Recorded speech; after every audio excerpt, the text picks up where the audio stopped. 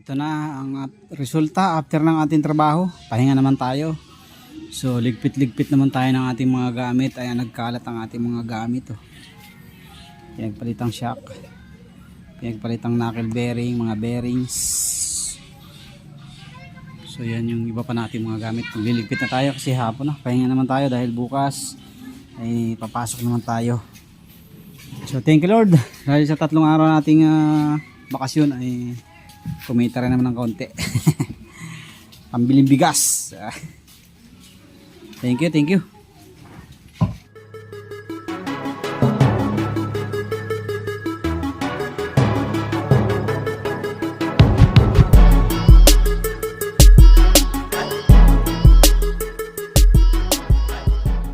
So ligpitan time tayo, ligpitan time. Mga tools natin.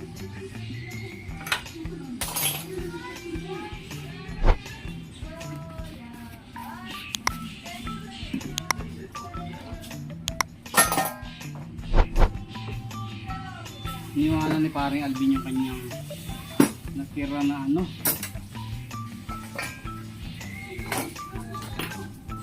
natirang brake fluid.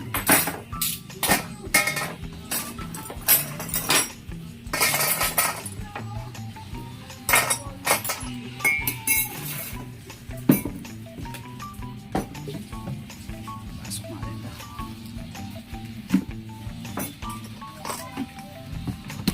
Ito ang ating mga gamit. Yay!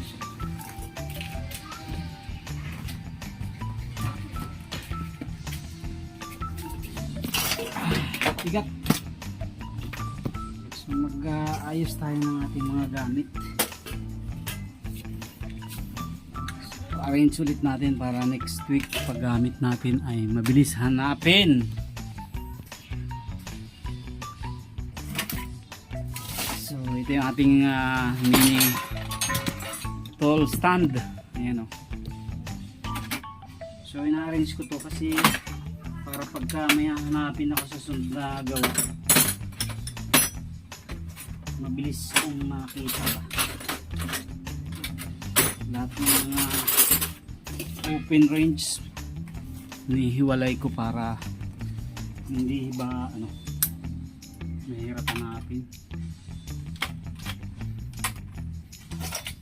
Yung ating mga screwdriver meron sariling lagayan niya.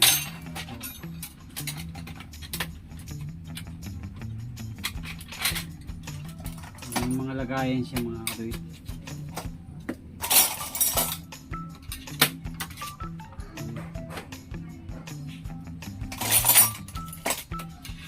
May mga lagayan akong inasay para pagka gagamitin mabilis lang mahanap ba. Lahat ng mga open close range nakakasama para organize tayo. Keep range pag may langis pinupunasan ko pa yan para hindi nang gigitata ba.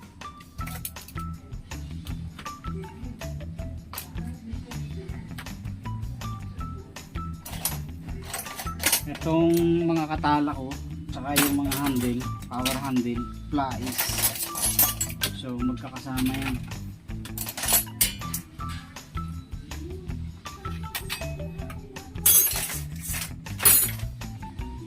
Check ko rin kung kompleto yung ating mga Allen wrench kasi ito talaga walain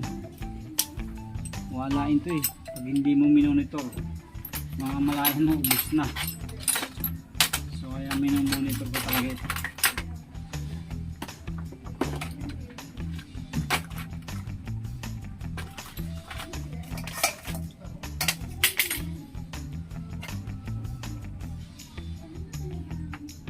So kailangan monitor natin ang ating mga tools kasi hindi rin basta inubos ko dito eh. Bago ako nagkaroon ng mga tools talagang ginastusan Hindi naman po pwede yung mga ordinary tools lang. Kailangan yung medyo quality rin na tools ang bibilhin para tumagal. Kasi mga ordinary tools lang, wala, isang gamitan lang halos, wala na, sira na.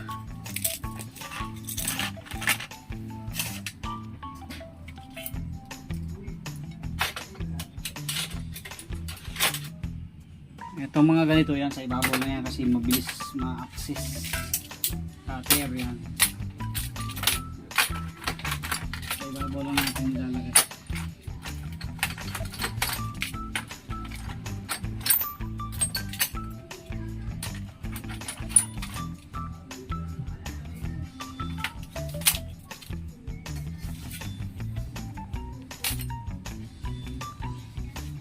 Ating grasa. Diba? Para malinis tayo.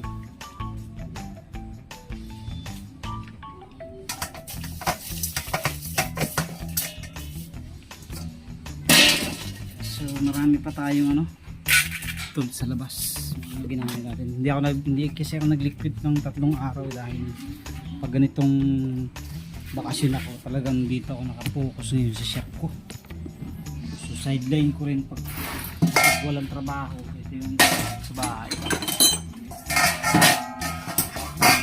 Pag may dumating na customer, thank you. Kasi habang nasa bahay tayo, meron tayong kahit pa paano kunting income.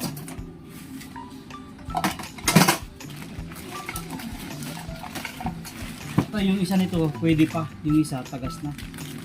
So itatabi natin para pag nagkaroon tayo ng sidecar, pwede natin kuhanin niya siya pang doble ba.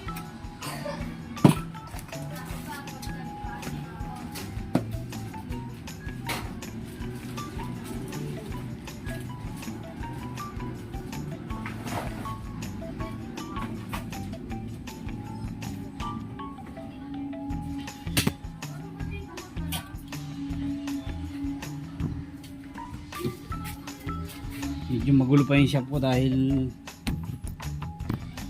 hindi pa ako nakakapag-ayos ng ayos talaga dahil na-busy tayo ng mga nakaraang buwan eh.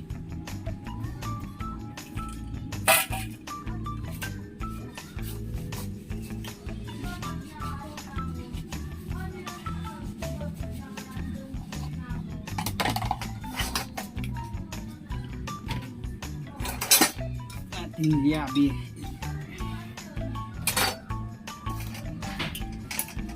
Flashlight natin, sinasabit lang natin yan para ayan, dito natin yan nilalagay para accessible. Kailangan natin kuhanin yan. Kailangan sa ulado natin lahat ng pwesto para pag naghanap ay hindi tayo mahirapang maghanap.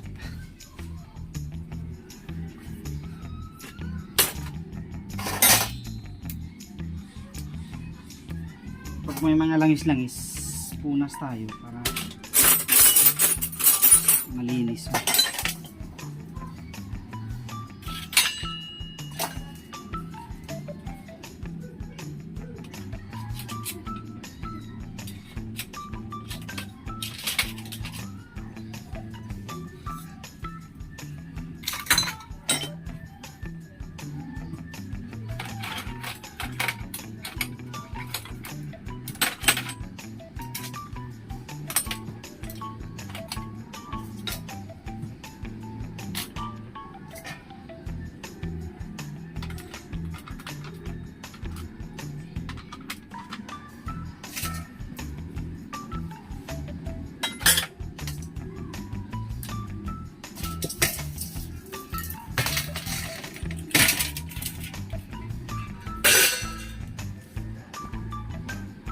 Okay. So, ito na lahat ng tools natin. Diyan nakasalan-salan ulit. Para next week, pag bakasyon natin, ay naka-organize ang ating mga tapon na ito. ating mga tools. Yung aking mga grinder nandito rin. Ito naman yung aking mga lagayan ng mga grinder sa kabilang side. May mga gamit pa kasi akong mga naka dito, tambak dito. Rubber mallet ko. Ayan, aking mga grinder inaamag na iba.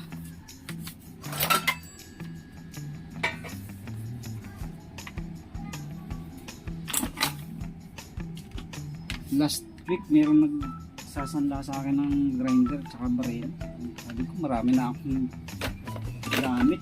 Sayang lang kasi pagka andyan lang. Tambak katulad dito, hindi na rin ito nagagamit. Barina na to. So ang barina ko ay 4 yan eh. Nasira na yun pa.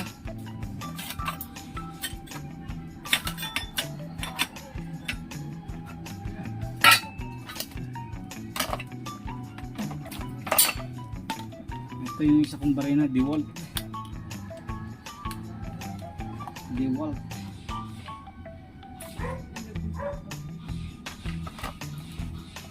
Tapos ito yung inko ko.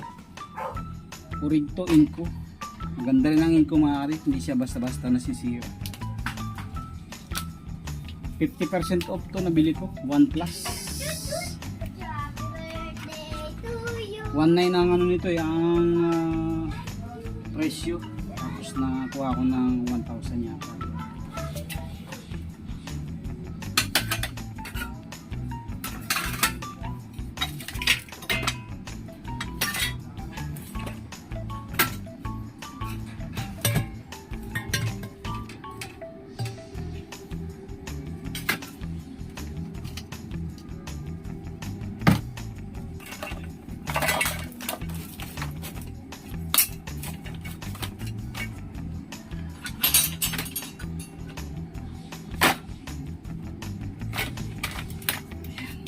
Malinis, di ba? Ito yung ating bangga.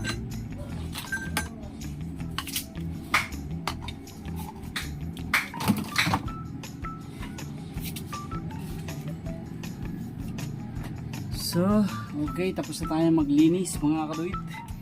Shop ko, itong aking munting shop. Ayan o. Mga nakasabit. Yung mga handle grip ko nabawasan na, hindi pa ako nakakapamili. Yan. Kunti na lang yung handle grip ko. Ito yung aking mga fly balls.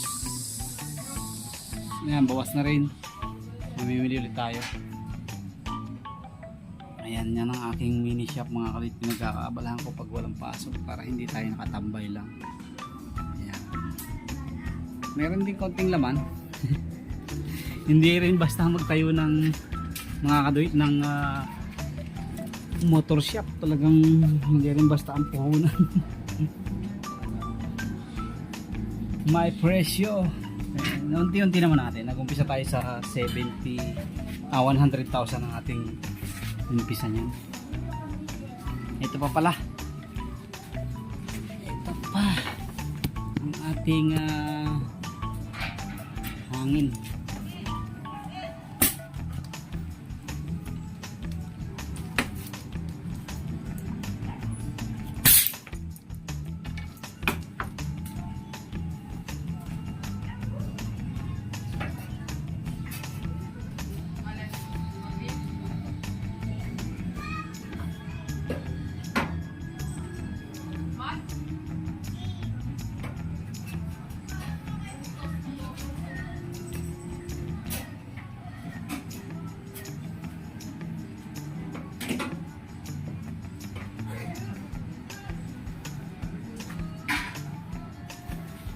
Okay, tabi na rin natin itong ating air gun. Tapos ito pa pala ating impact. Yung impact natin, lilinisan natin kasi kailangan malinis to.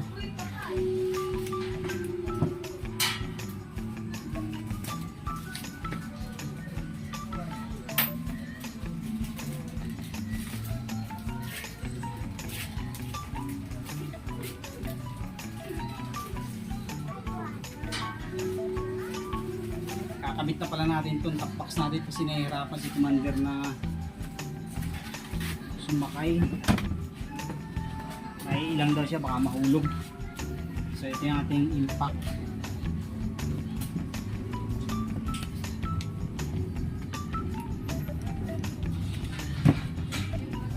Matagal na to mga kapatid, siguro may 3-4 na taon na tong impact ko na to. Bagong pandemic, impact na to eh. LBD yan. Ito yung tatak niya mga kapatid, sulit na to. Tunay nang bili ko nito dati.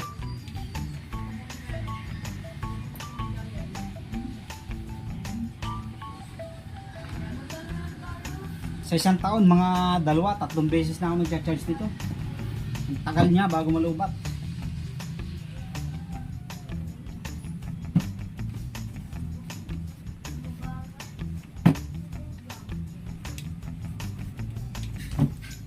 Okay, so yun lang mga kapatid. Thank you very much po sa lahat ng mga patuloy na sumusuporta at nanonood sa ating mga video. Thank you po sa lahat ng mga patuloy na nandyan para portahan tayo. Thank you. Shoutout po sa inyong lahat. Pahinga naman tayo. Magkakabit pala muna tayo ng top box kasi naiilang si Commander pag walang top box. Thank you, God bless.